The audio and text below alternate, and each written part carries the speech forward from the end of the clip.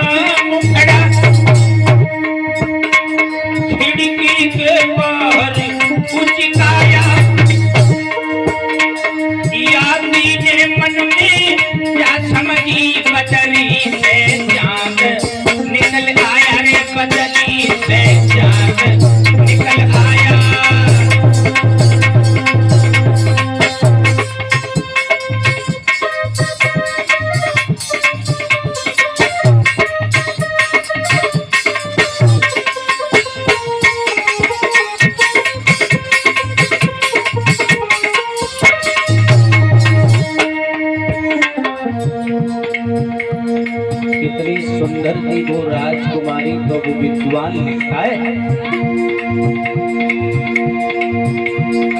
काले के छन्ने न कजराने गोरे गोरे बातें का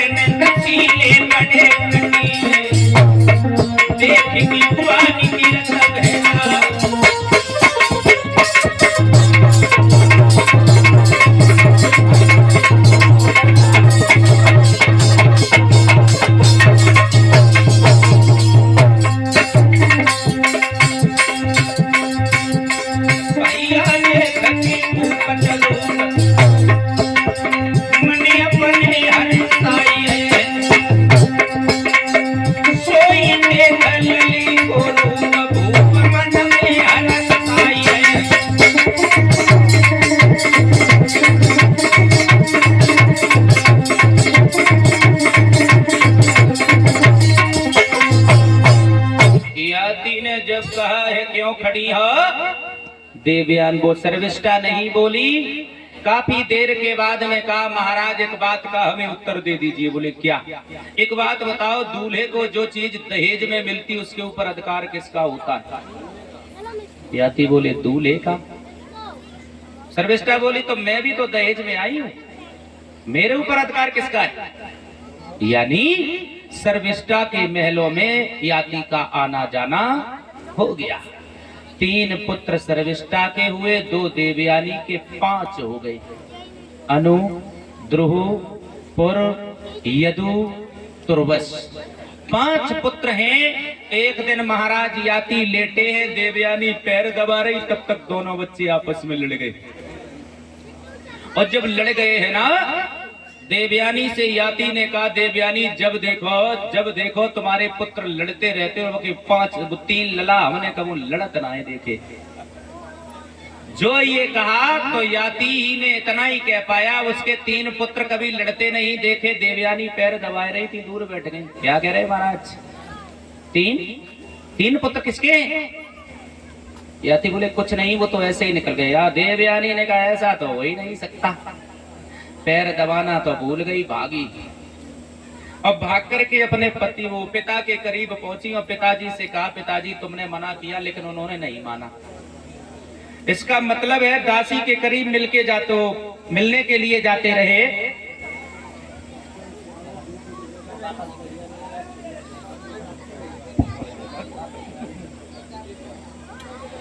प्यारे श्रोता बंधुओं, महाराज देवयानी ने जब शुक्राचार्य से जाकर के कहा तो शुक्राचार्य ने कमंडल से जल लिया, हथेली पर रखा और कहा हुरे मूर्ख राजा, मेरे ना रहने पर, मेरे समझाने पर तूने अगर हमारी बात नहीं मानी तो जा, आज ही तुझे बुढ़ापा घेर लेगा। श्राप दो याती बूढ़े हो गए। प्यारे श्रोताओं, देवयानी घर पे आई, याती की दशा ने हारी। बोले महाराज तुम इतने बूढ़े कैसे हो गए? तो कहा देवी जी जैसा तुम्हारी कृपा है। देवयानी फिर भागी, पिता के करीब पहुंची और कहा पिताजी हमने ये नहीं कहा था तुम इतना उन्हें बूढ़ा कर देना, उन पे तो उठ के बैठो ना जाते। शुक्राचार्य बोले ये घर का दरवाजा नहीं है कि जब इच्छा हो उधर फोड़ लो, श्राप है, मिथ्या नहीं होता। अगर उन्हें पुनः यौवन प्रदान करना है ना तो उनका कोई बेटा उन्हें यदि जवानी दे दे तो पुनः यौवन को प्राप्त कर सकते हैं। याती ने इसी कारण से अपने घर पे एक अनुष्ठान रचाया और सब हेतु व्यवहारी, रिश्तेदारी, परिवारी सारी सब बुलाए। और बुलाए के बाद में सबने पहले तो खूब पूरी खाई और जब दावत खाई लई के बाद में याती ने कही देखो हमने ये अनुष्ठान इसलिए रचाया है कि तुम में से कोई हमें जवानी दे दे। जब धीरे धीरे एक एक करके सबसे पूछा गया, परिचित जी जाई को नंबर आए सोई चुपचाप धीरे से मना कर दे, हाँ भला बुढ़ापा हम लेंगे, जवानी नहीं दे पाऊंगा। सबने मना कर दिया। सर्वेष्टा के सबसे छोटे वाले बेटा ने जवानी दी और ये कहा है पिताजी आप ऐसे मिलो लड़क पन्नो है, आप ऐसे मिली जवानी है, ए बबुला तेरी प्रेम धार ये तो तेरी नरक निशानी है। आपसे लड़कपन मिला, आपसे ही बुढ़ापा मिल रहा है, कोई बात नहीं है। आज जवानी दी। याती ने विद्वानों का कहना है कि 100 साल तक और यौवन प्रदान करने के बाद समय व्यतीत किया। एक दिन महाराज महात्मा परमात्मा के रूप में संकेत करते हैं महाराज याती को, वो कहते हैं ओरे महाराज याती तू इतना लीन हो गया कि तुझे इतना लीन हो गया जो तुझे धर्म का भी ख्याल नहीं रहा। प्यारे श्रोताओं, महाराज याती को संकेत करते हैं कि तूने हीरा आया कि तूने हीरा हीरा ही दियो चप्पले, तूने हीरा लुटाई दियो चप्पले।